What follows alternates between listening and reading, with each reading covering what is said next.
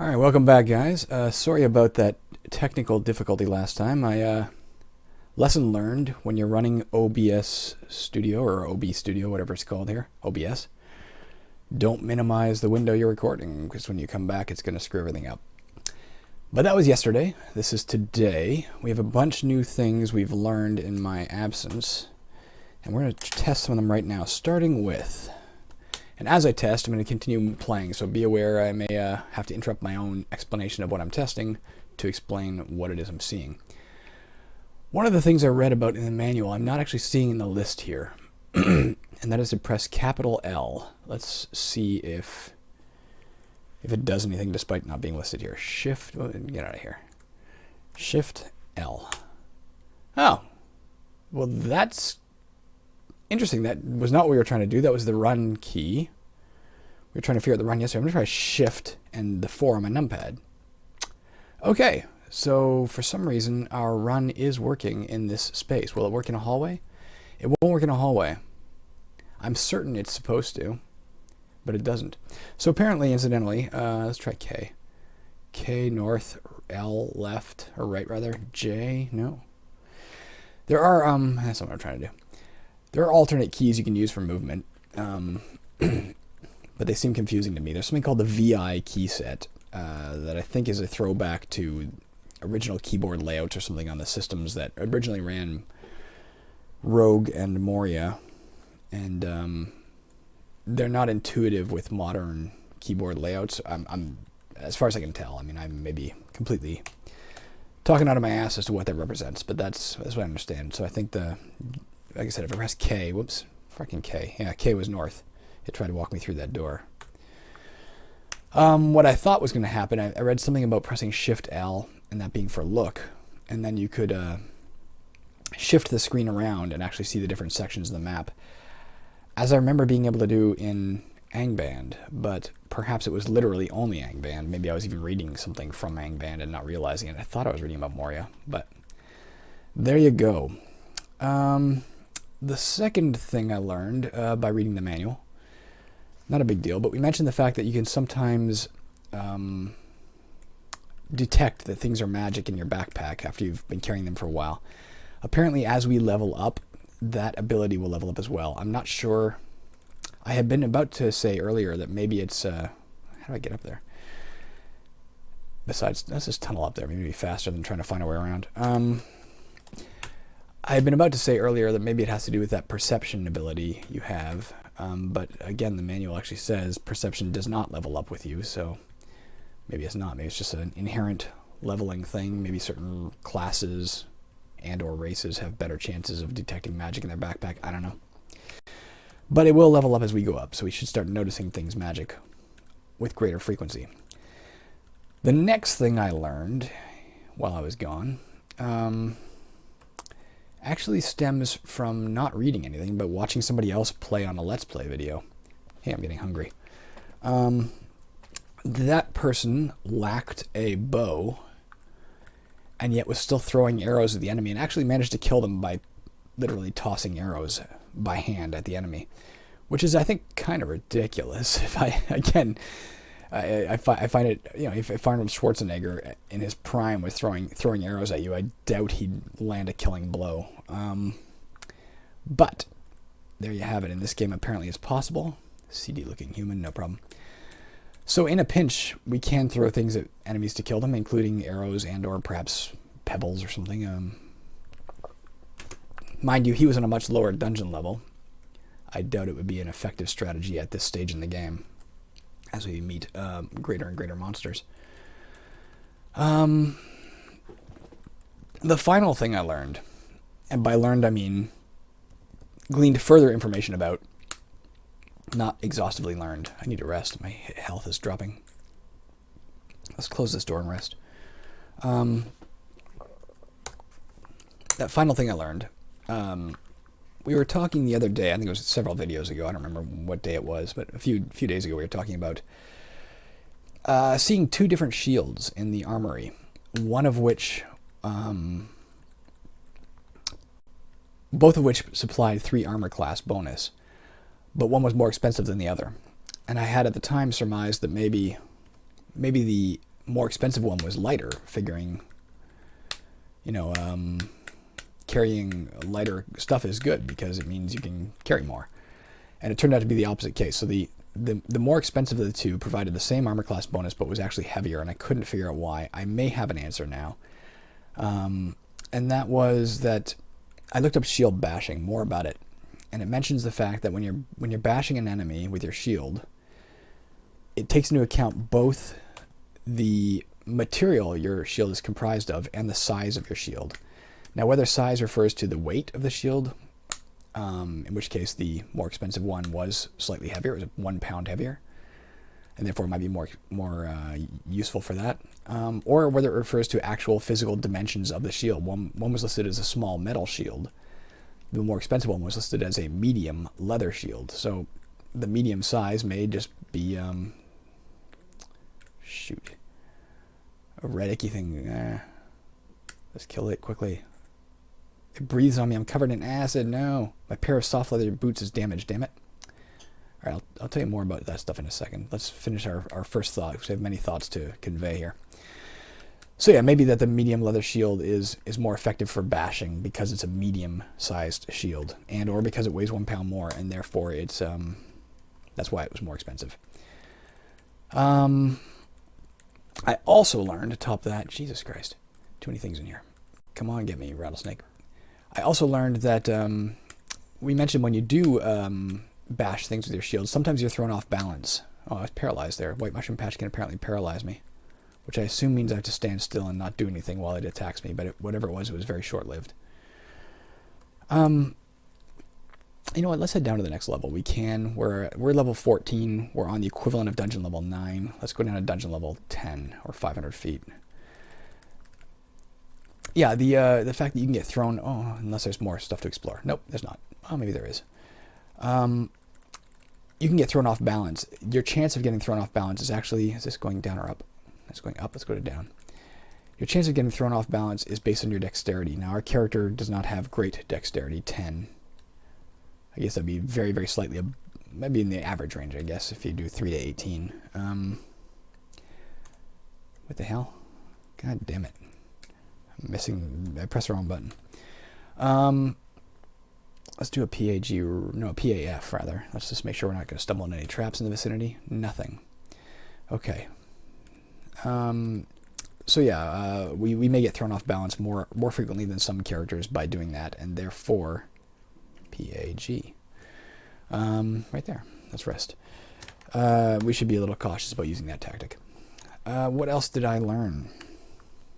As I said, I had many things to convey. The problem is, as I try to juggle the different thoughts, I forget what the hell I was talking about, which is a symptom of age, perhaps. Come to me, human. What are you? Fucking brigand. Do I know anything about those? I've killed 8 of them. Normally found at 500. That's where we are. Worth 25 experience points. That's sweet. Can carry 1 or 2 objects of treasure. That's also sweet. But it can touch to steal things. That is not so cool. Let's move down to the southeast. There. Now let's try and pray. B. A. Let's try and blind this guy. I lost my concentration. No. He touches me. My backpack feels lighter. Damn it. What did he get? Not my book of prayers. Not my word of recall. Those are the things I was principally concerned with, so we still have that eucalyptus stuff we better test as well when we get a chance. Fuck you. Alright, so let's try using the eucalyptus staff first. Shift Z. Eucalyptus staff. What did it do? Do we have any idea? We don't know. Now here's an example of what I talked about earlier. It says a eucalyptus staff, or an eucalyptus staff, tried. That means it's reminding us of the fact that we've already tested it. We have tested it, but whatever effect it had was currently indiscernible. For example, maybe it cures poison, and because it wasn't poisoned, we noticed no effect. So until you use it in a circumstance where it can actually be visible in what it did. Interesting. No, so when he got my scroll of darkness, he didn't. You actually don't know what it did. Let's try praying again. Pray B, A. Which direction? North. The brigand is unaffected. Son of a bitch, brigand. Let's try throwing a pebble at him, just for the sake of it. Let's throw a rounded pebble at him. Maybe it'll do a tiny bit of damage. I have 28 left. It did 1 to 2 damage, by the way. Alright, well, he's slightly hurt because I did that. Let's tear him down as fast as we can. He touched me. My backpack feels lighter. He didn't puff away, at least. He's dead. And he dropped this scroll. And a pair of soft leather shoes. Let's take a look in our inventory. See if we can detect at all. He got it. There you go. Look, he got my second... He got my prime defensive prayer book. My new prayer book. Words of Wisdom. Fuck. Word of Recall remains intact. Let's stick around this level a little while longer, nonetheless. Perhaps it's foolish. Perhaps we should go right back to the surface now and buy the book again, if we can, assuming they're still selling it. But I won't yet. Let's rest to regain something here. And let's check for traps. Let's use the prayers we do have. Let's rest again. I have little recollection of what I was talking about. God damn it. That threw me off my game somewhat, literally. Novice Rogue. Thieves abound on this level. You son of a bitch, you got some money of mine. But at least he's dead. And I got some money back. Oh well. Yeah, I forget what else I learned. There were a few things I learned, and unfortunately I've forgotten what they were. What do we got coming here? Giant green frog. Those are nothing. Yeah.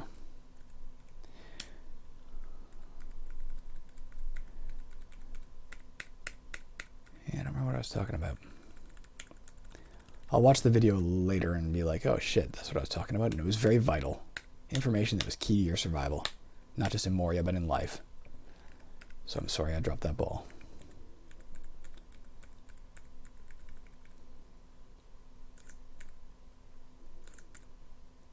Yetis I don't think are... I'm sorry, I'm not even looking at this because I remember them from previous playthroughs and they're not... Oops, I'm trying to do mem. M is for memorize, by the way. You know how we press Shift G to... Maybe it's M for magic. Maybe it's M for magic as opposed to P for prayer.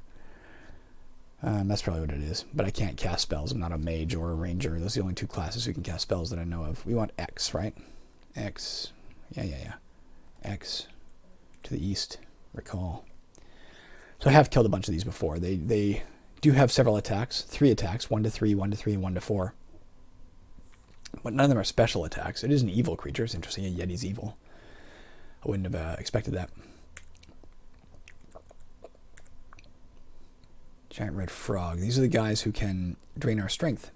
Unfortunately, I have no real defense against them anymore, right? I can't blind them anymore because we lost that spell book, that prayer book. So until we get back to the surface and get another version of that, or if we happen to find one in here, we're kind of screwed. I don't know if you can find them. I know for sure in Angband I have found spell books and prayer books in the dungeon. I'm not 100% sure if that is feasible in this game. Let's start dropping this stuff. Remember, we have a bunch of stuff that is crappy that we intend to drop. Let's drop our Scroll of Darkness. We don't want that. Done. And let's pick up this Warhammer, which we can sell for a decent amount of money. I was talking in the last video as well that maybe the Cat of Nine Tails is a... it's a blunt weapon, and therefore that explains why you find it so deep, is that the club is the lowest level of the blunt weapons, and the Cat of Nine Tails is the second lowest, and there aren't that many blunt weapons perhaps in the game, was my theory. There's a lot of creeping coins in here. Those are creeping silver coins. And gold coins. Hopefully they're worth more when we kill them. Do I know anything about creeping gold coins? Have I ever fought them before, ever? Yeah, I've killed like 8 of them in previous games. They can poison like I think all the coins can. Yeah, I was surmising that maybe the reason you found that Cat of Nine Tails starting so deep in the dungeon is that because it's a blunt weapon, and there aren't that many blunt weapons in the game, perhaps. Yeah, you found better stuff. Look at that, silver and sapphires. Interesting. Gold coins dropped sapphires. Again, little touches. If I had made the game, I think they would have dropped gold only, but just to indicate that the pile itself had shattered and bounced around. But hey, I didn't make the game.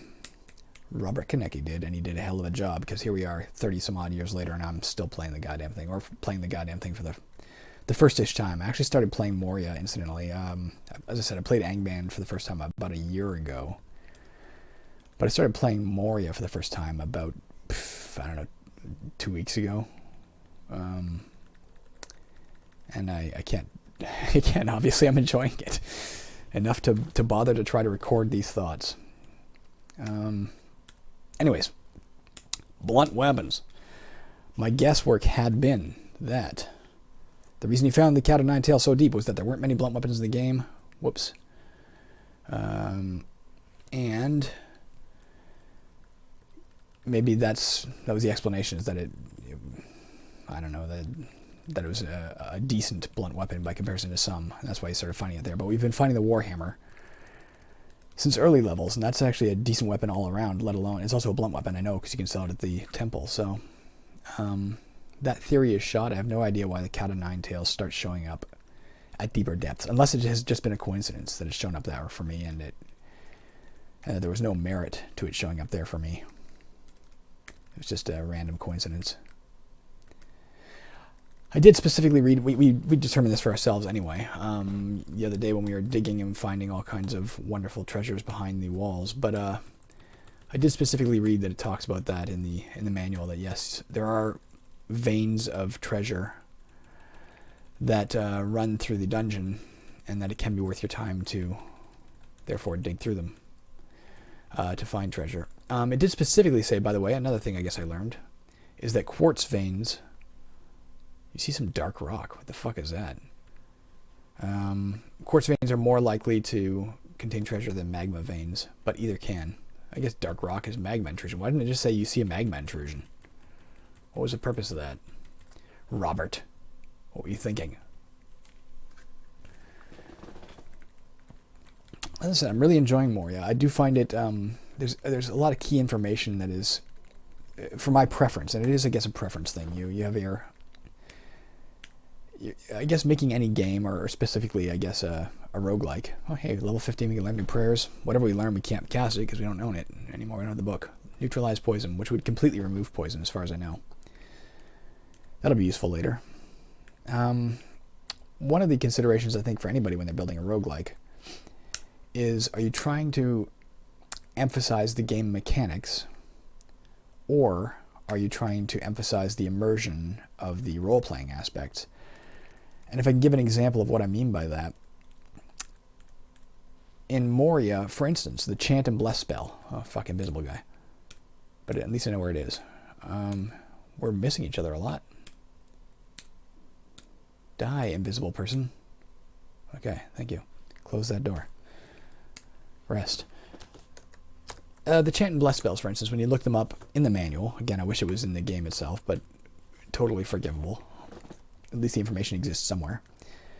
When you look them up in the manual, though, it says, for instance, Bless functions for a short time, and Chant functions for a medium period of time. But what constitutes a short or medium period of time? I know with Caverns' Ascasian 2, if you had a spell, it would say, casting this will function for, X turns, 60 turns, 360 turns, 1200 turns, whatever it is. It'll tell you the exact turn count. I think there are advantages and disadvantages to both of those ways of thought. One, in the case of Caverns, we are emphasizing the gameplay mechanic. I want players, whoops, I'm still using a fucking shovel, there you go. I want players to be able to make strategic decisions, and you can't make a tactical decision, I guess, without information. It's impossible if you're guessing as to what things mean. I hear a door burst open. So the more information I give the player, the more he can specifically say, okay, here's my exact odds, and here's the exact reasons I might want to do X, Y, or Z. Son of a bitch. Look how many attacks this long-eared bat gets. And then on top of that, I pressed more at the end of it because I pressed enter for more, and it tried to tunnel me into that wall. That is a lot of attacks.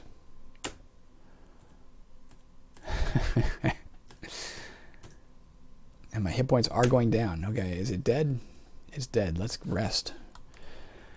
So So by giving the player maximal details on what things mean, you allow them to play it more like a board game, more like a strategy game even, because they can make informed decisions. We do not want to mess with this guy. He can drain our strength, and there's no reason to mess with him. Let's just back off. I guess I could stand back and throw pebbles at him. I don't know if I would ever kill him in that manner. I'll tell you about yeeks next as well. Something I learned about them. A black yeek. What was I saying? Quartz vein. Let's tunnel into here. We need some money so we can go back. We can buy spell books and shit. There you go.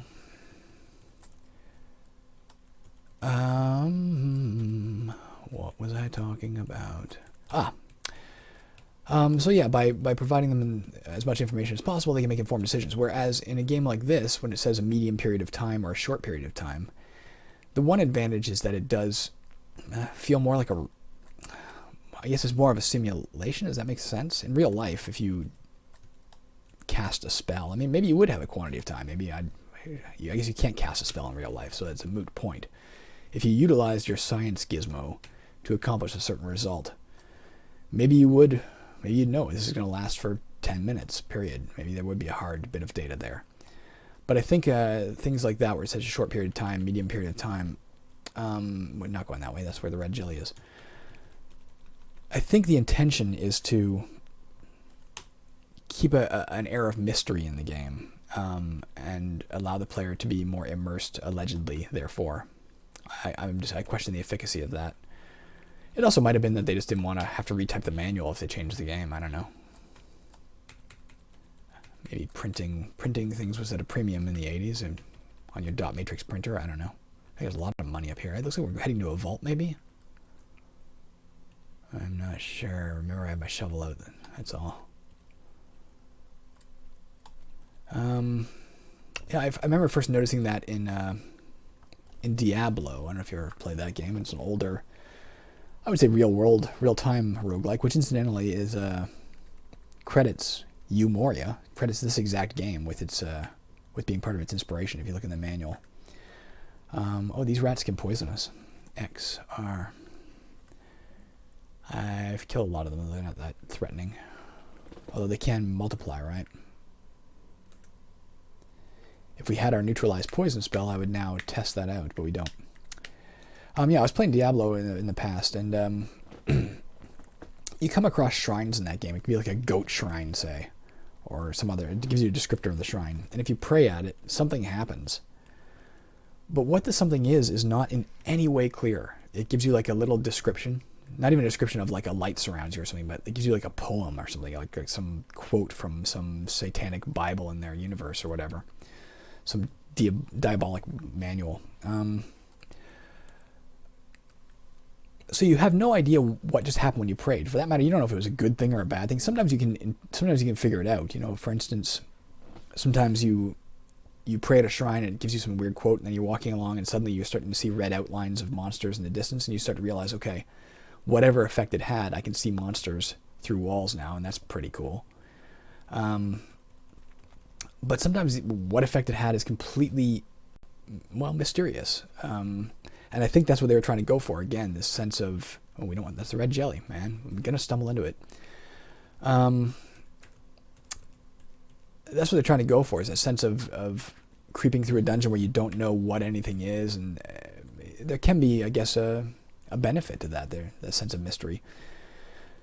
But again, for me personally, I prefer, if we're going to play a game where we are utilizing numbers to represent our strength, then let's use numbers for everything. Let's get hard data that we can make calculable decisions based off of, in my opinion. I remember reading a book a long time ago, possibly a book by Shay Adams, about the Ultima series of roguelike, or not roguelikes, RPGs, in which he interviewed Richard Garriott / Lord British, the designer of those games. Very classic RPGs, old school, awesome RPGs.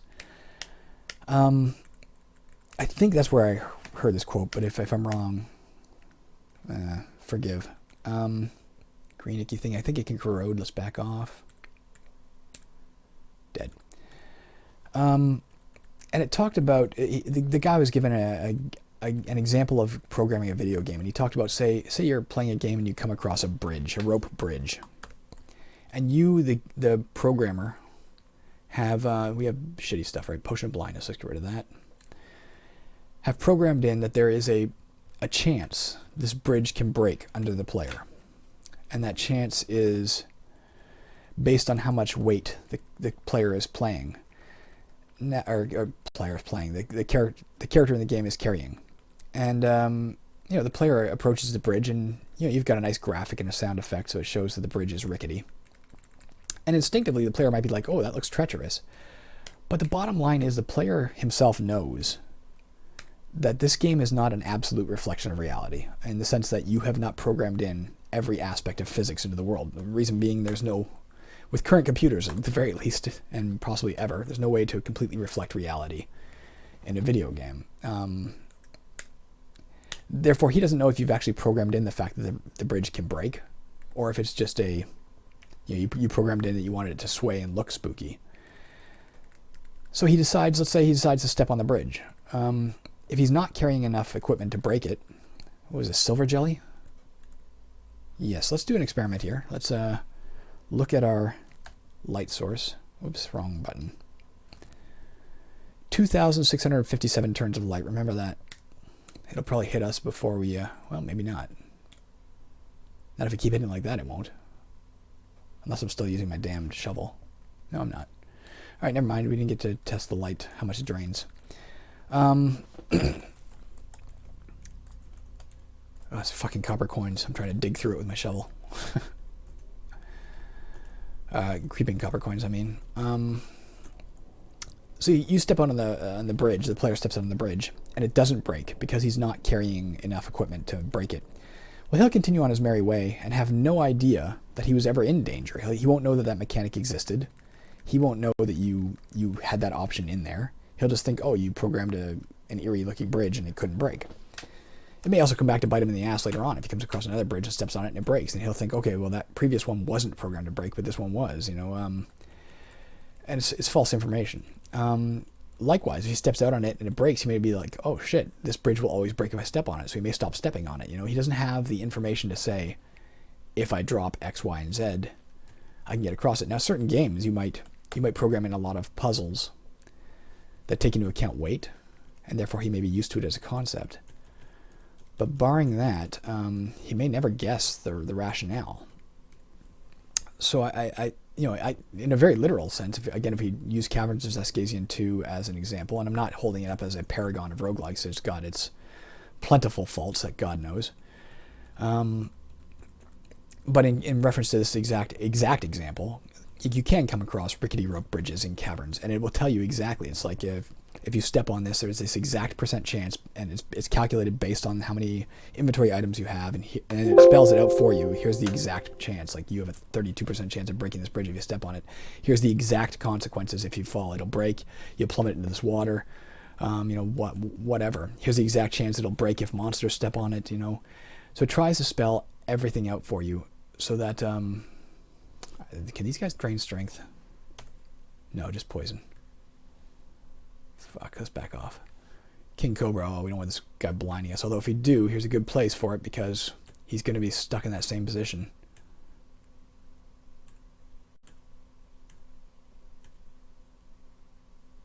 I don't even know, actually, I don't know if I've advanced into the room. Damn it. Let's back off. I can't go any further left. My back is against the wall. Literally, my back is against the wall. If I don't kill this thing soon. Alright, backing off. I'm going, there we go, thank God. Let's back out of this room entirely for a bit. Let's close this door. And let's rest. Oh, door burst open. I heard it, did I? I saw it, actually, sir. Let's rest again. Whoops. Alright, we're fully healed. Now we can go kill some crap. Apparently a giant white tick can break down a door. I wonder if it did break it down, too, as opposed to opening it. We'll look and see in a second. If I try and close this door. Now it's broken. He actually literally smashed it open. Interesting to note. Fuck, there's a lot of worm masses in here. Red worm masses. We're not messing with it. Why are we doing this? What, are we stupid? Let's close this door. Let's PAG, we can still do that. PAG. Nope, let's rest. So yeah, I think for me it's preferable when a game, I'm going to tunnel down through this stuff until I get there. When a game takes the time to spell out for you, you know, how it works, at least you're not left to guess. Especially in a roguelike, when you're faced with new situations all the time. If you don't spell it out, it can be troublesome. Again, if I use a negative example from Caverns Lore, fuck you, brigand. I mean, very earliest versions of Caverns Vespasian 1 didn't even have, what did he take, by the way? Okay, I still have the word recall. Fuck. You know what? I'm gonna read that. Fuck! grab hold of your backpack. Let's kill him as fast as we can. God damn it. I'm gonna read that word of recall if I can. Yep. Because I am not taking the risk that he's gonna steal it from me and I have to walk back up through frickin' whatever it is, 10 levels of the dungeon. Let's just wait here. The earliest versions of Caverns 1 didn't even have fixtures or features to the dungeon other than, you know, floors and walls and doors and such. But eventually I started adding in things like fountains. And if you drank from a fountain, there could be a random outcome. But I wasn't telling the player what the random outcome could be. You might figure them out over the course of time. You know, if you played the game enough, you might be like, oh, I remember this happened once, therefore this is possible.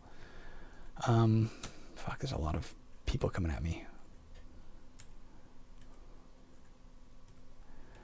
But yeah, it can be very frustrating, especially if something very negative happened and you had no idea it was possible. I remember seeing a playtester, I shouldn't say playtester, I had finished the game. This was a decade plus after the game was done, and I had gone on to Caverns 2. But somebody was playing the game and they complained about that exact feature, and they're right. When you can't tell what something is, it's not fair. I eventually added in that game, you could hold down the right mouse button while pointing at something, and it would give you an explanation of what it is. Caverns 2 now, if you point at something, it just gives you explanations. Simpler. All right. You know what? Let's escape from this. I'm going to call this video right here. When we come back, we're going to sell our crap, and we are going to return to the dungeon. We have to get more words of recall. We have to get back our holy prayer book. We have to sell a bunch of stuff. That's about where we're at. All right. Peace for now. I may or may not be back later today. Either way, have a wonderful continuation of your morning or rest of your day, as the case may merit. Talk to you later.